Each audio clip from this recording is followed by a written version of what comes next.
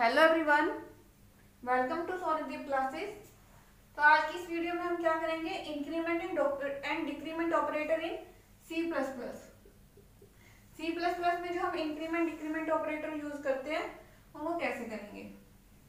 तो इंक्रीमेंट का मतलब क्या होता है, वैल्यू को 1 से इंक्रीज कर देना। मतलब 3 है तो वैल्यू क्या हो जाएगी, 4 हो जाएगी। और डिक्रीमेंट का मतलब वैल्यू को 1 से डिक्रीज करना, मतलब 4 है तो क्या हो जाएगी, 3 हो जाएगी। तो हमारे पास जो इंक्रीमेंट एंड डिक्रीमेंट ऑपरेटर होते हैं, इनमें हमारे पास एक होता है प्री इंक्रीमेंट ऑपरेटर, एक पोस्ट इंक्रीमेंट ऑपरेटर, और इसी तरह से डिक्रीमेंट में भी प्री और पोस्ट होते हैं। तो हम एक बार प्री इंक्रीमेंट ऑपरेटर को डिस्कस करते हैं। प्री इंक्रीमेंट,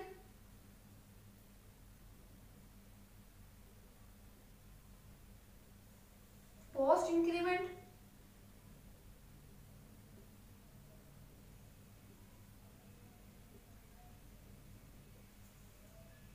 प्री डिक्रीमेंट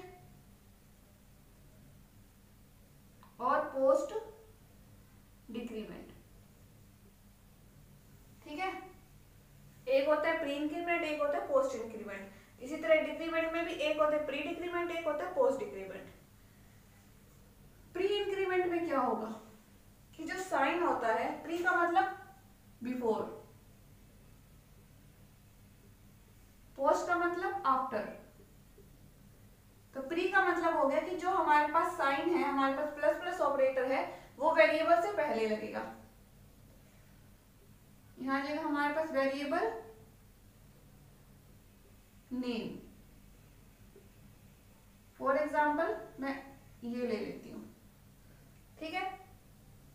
यहां पे क्या हो जाएगा, पोस्ट में आफ्टर, मतलब बाद में लगेगा। वेरिएबल नेम पहले आ जाएगा, साइन कहां लगेगा, बाद में। इसी तरह से प्री डिक्रीमेंट में साइन पहले लगेगा और पोस्ट डिक्रीमेंट में साइन हमारे पास बाद में लगेगा। ठीक है। और इसमें एक चीज और होती है कि जब हम इंक्रीमेंट डिक्रीमेंट ऑपरेटर का यूज करते हैं प्री पोस्ट का, तो हमें कुछ पहले वैल्यू असाइन करनी पड़ती है, फिर इंक्रीज करना पड़ता है, फिर पहले इंक्रीज करना पड़ता है और फिर हमारे प्रोग्राम में वैल्यू असाइन करनी पड़ती है। तो जो इंक्रीमेंट ऑपरेटर होगा, इसमें क्या करेंगे हम, इसमें पहले इंक्रीज करेंगे वैल्यू को बाय 1। जैसे ये है हमारे पास, पहले हमने इंक्रीज कर दिया वैल्यू को हमारी स्टेटमेंट में, और फिर उसको हमने क्या किया, असाइन, अपनी स्टेटमेंट में उसको असाइन किया। ठीक है। पोस्ट डिक्रीमेंट का मतलब पहले तो उसको असाइन कर दो और फिर उसको इंक्रीज करो, पहले असाइन करो और फिर इंक्रीज करो। इसी तरह से डिक्रीमेंट में पहले वैल्यू को डिक्रीज करो और फिर वैल्यू असाइन करो, और इसमें पहले वैल्यू को असाइन करो और फिर उसको डिक्रीज करो बाय 1। ठीक है। तो ये हमारे पास स्टेप्स होते हैं करने के। अब हम करते हैं एग्जांपल।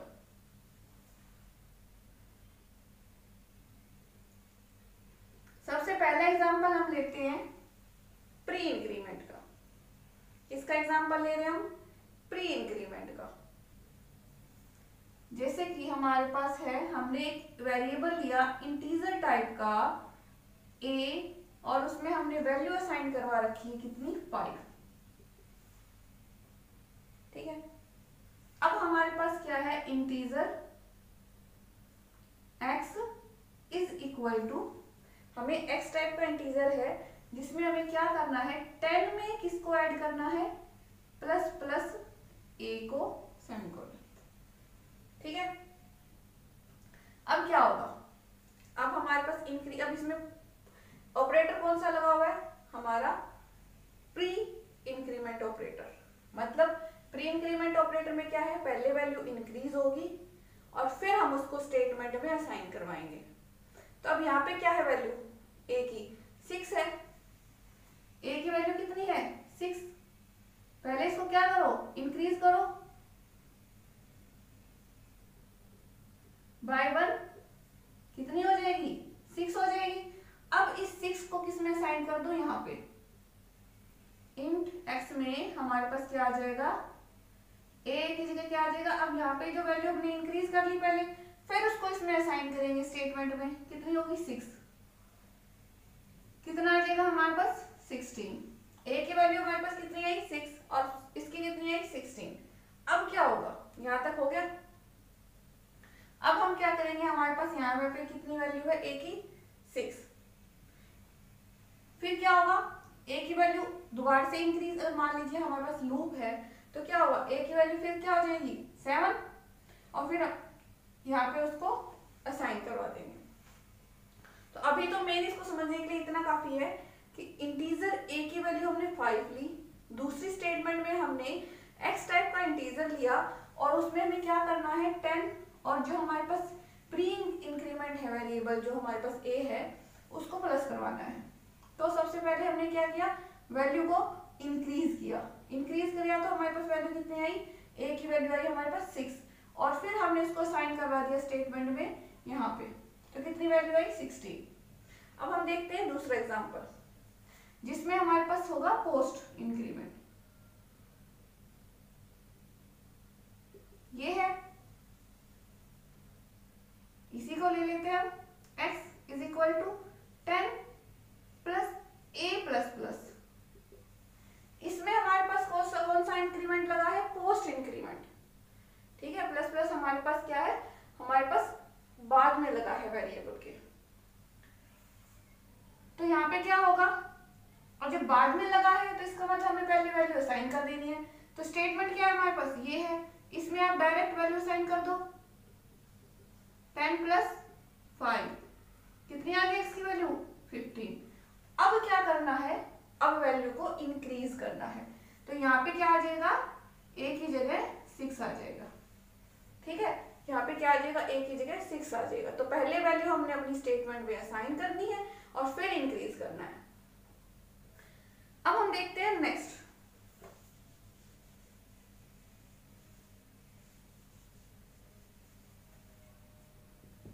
यहाँ पे हमने इंक्रीमेंट ऑपरेटर ले रखा है, अभी मैं ले रही हूँ प्री डिक्रीमेंट ऑपरेटर।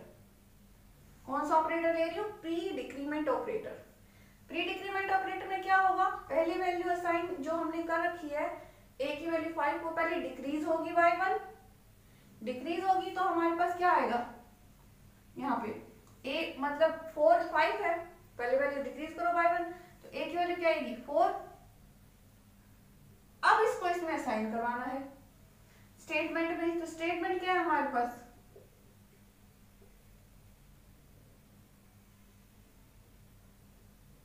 सॉरी यहाँ 4 आएगा, माइनस का साइन नहीं है, ये हमारे पास इंक्रीमेंट ऑपरेटर है, हो जाएगा। अब वैल्यू क्या है एक्स की 14, समझ में आया क्या किया, पहले हमारे पास वैल्यू को हमने डिक्रीज किया, डिक्रीज कर लिया हमने और फिर हमने इसको असाइन करवा दिया। फिर अब यहां देखिए, ये है हमारे पास post decrement operator. Post decrement operator में क्या करेंगे, पहले हमारी जो स्टेटमेंट है ये वाली, इसमें वैल्यू असाइन करेंगे, क्या आ जाएगा, ये आ जाएगा 15 एक्स की वैल्यू।